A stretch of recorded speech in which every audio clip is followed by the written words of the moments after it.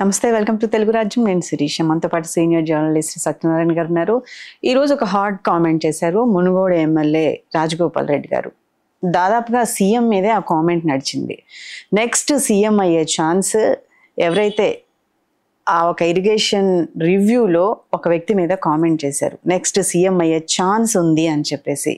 ఆ వ్యక్తి ఎవరు అని దానికి సంబంధించిన విశేషాలు ఏంటో సార్ని అడిగి తెలుసుకుందాం. నమస్తే సార్. ఆ రివ్యూలో అంటే అంత కాంగ్రెస్ లో ఉన్న సభ్యులే ఒక స్టేట్మెంట్ అంత బహిరంగంగా ఫార్వర్డ్ చేసేసారు.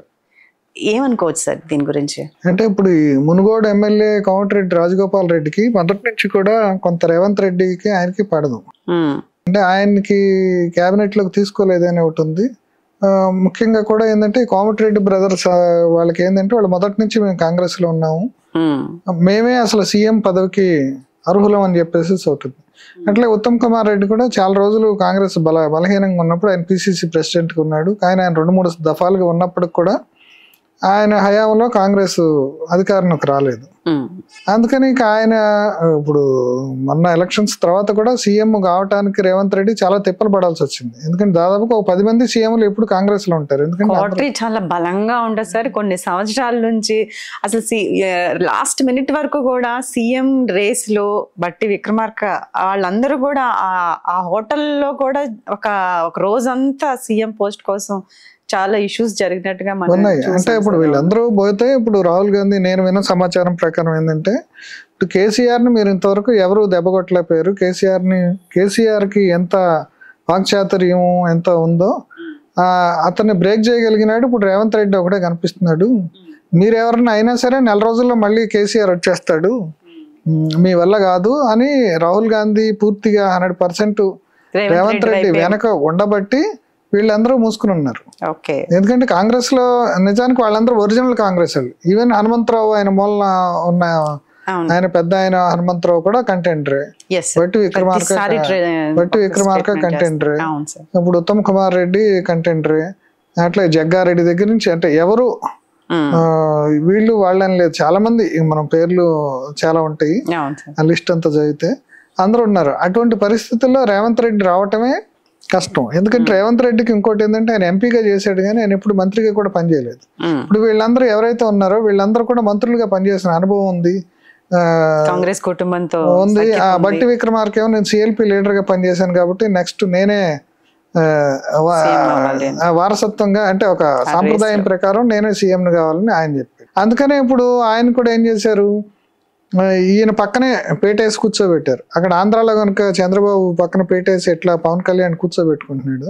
ఎందుకంటే ఈ సీనియర్ లీడర్స్ కి ఒక చెక్ పెడతానికి ఈయన దళిత లీడరు, సీనియరు, నెక్స్ట్ వీళ్ళ బ్రదర్ కూడా ఇప్పుడు రవి ఆయనకు కూడా ఎంపీ ఇవ్వాల్సి వచ్చింది. ఎందుకంటే ఒకే ఫ్యామిలీ నుంచి 2 పదవులు అనేది ఒక వివాదం వచ్చినప్పుడు కూడా వాళ్ళకి ఇవ్వాల్సి వస్తుంది. అట్లే ఉత్తమ్ కుమార్ రెడ్డికి వాళ్ళ వైఫ్ పద్మావతికి ఇద్దరికి కూడా ఇవ్వాల్సి వచ్చింది, ఎమ్మెల్యేలు ఇవ్వాల్సి వచ్చింది. అట్లాగే ఇప్పుడు ఈ కోమటిరెడ్డి వీళ్ళైతే అసలు ఆయన ఎలక్షన్ క్యాంపెయిన్ లో కూడా నల్గొండకి సీఎం రానక్కర్లేదు అంటే అప్పుడు పిసిసి అధ్యక్షుడిగా ఉన్న రేవంత్ రెడ్డి రానక్కర్లా మేము చూసుకుంటాం అన్నట్టు నడిపారు.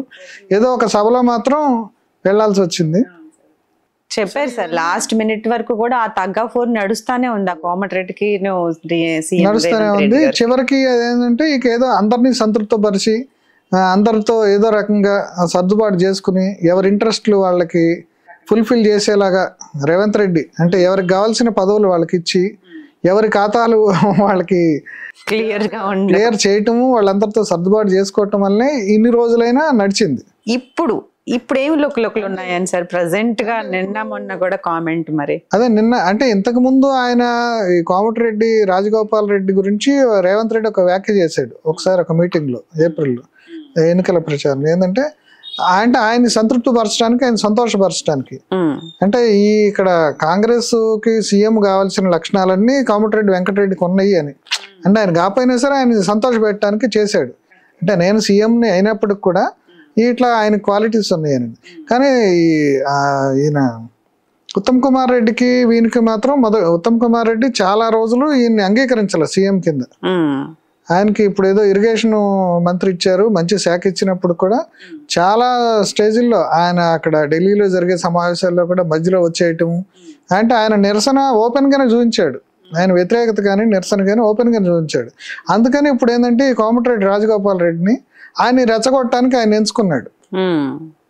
అంటే ఇప్పుడు తన ప్రతీకారం తీర్చుకోవటానికి ఎవరైతే ఇప్పుడు ఆల్రెడీ కోపంగా ఉన్నాడో, ఎవరైతే జలసీ తోటి ఉన్నాడో ఆయన్ని ఏదో కెలకటం అంటాం కదా, కెలకటం స్టార్ట్ చేశాడు అనమాట. చెప్పడమే కాకుండా ఇంకా ఆయనకి కొంత ఊతం ఇవ్వటానికి నా నాలుక మీద మచ్చలు ఉన్నాయి, నాలుక మీద మచ్చలు ఉన్నాడు, ఏది చెప్తే అది కరెక్ట్ అయింది, సెంటిమెంట్ కూడా యాడ్ చేశాడు. అంటే తన ప్రతీకారాన్ని తీర్చుకోవటానికి అది శత్రువు మిత్రుడు అన్నట్టు ఇట్లా ఇప్పుడు శత్రువులు కాకపోయినా కనీసం ప్రత్యర్థులే కదా పార్టీ, అందుకే ప్రత్యర్థి కాబట్టి ఈయన ఏం చేశాడు, ఒక సెంటిమెంట్ కూడా యాడ్ చేశాడు. నాకు నాలుక మచ్చలు ఉన్నాయి, నువ్వే సీఎం, నెక్స్ట్ సీఎం నువ్వే, అంటే ఏదో రేవంత్ రెడ్డిని మారుస్తారు అనేది కొన్ని ఊహాగానాలు కూడా నడుస్తున్నాయి. అంటే ఇప్పుడు వీళ్ళంతా సంతృప్తికరంగా లేరని, ఇప్పుడు ఏదో హైడ్రా వ్యవహారంలో కొంత చిక్కులు తెచ్చుకోవటం, అంటే రకరకాల కారణాలు ఏదన్నా కానీ. ఎందుకంటే కాంగ్రెస్ లో ప్రతిసారి అధిష్టానానికి ఇక్కడి నుంచి ఏదో ఒకటి మోసేవాళ్ళు ఉంటూనే ఉంటారు. ఎందుకంటే జాతీయ పార్టీ కాబట్టి. అదే ప్రాంతీయ పార్టీ అయితే హెడ్ క్వార్టర్స్ ఇక్కడే ఉంటుంది, నాయకుడు ఇక్కడే ఉంటాడు కాబట్టి ఏదైనా వ్యవహారాలు ఇక్కడే సెటిల్ అయిపోతాయి, అటో ఇటో ఇక్కడే వెళ్ళిపోద్ది. జాతీయ పార్టీ కాబట్టి ఏంటంటే ఈ ఎవరో ఒకళ్ళు పాత పరిచయాలు ఉన్నాళ్ళు ఒకళ్ళ మీద ఒకళ్ళు పగలు తీర్చుకోవటము, ఒకళ్ళు పుల్లబెట్టడము ఏదో జరుగుతూ ఉంటుంది ఒకళ్ళు.